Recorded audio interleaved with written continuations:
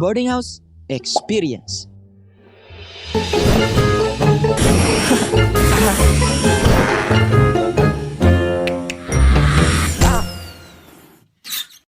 Aray.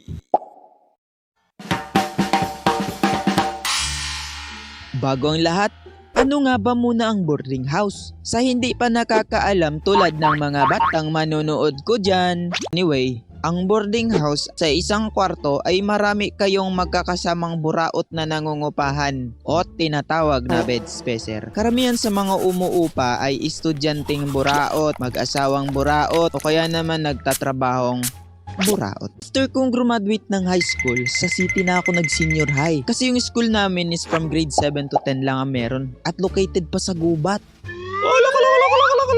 Bakit kaya ganun guys? Kung kailan wala ka na sa school ninyo, saka naman gumanda at nagsidagdaga ng mga buildings.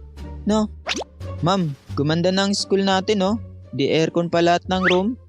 Hay, sana all. Pwede po bang bumalik na lang ako sa grade 7? Isang araw bagong pasukan, pumunta na ako sa nakuha namin na boarding house. Dala-dala ko na yung mga gamit ko. 30 kilometers nga pala yung layo ng school ko mula sa bahay kaya ako nangupahan.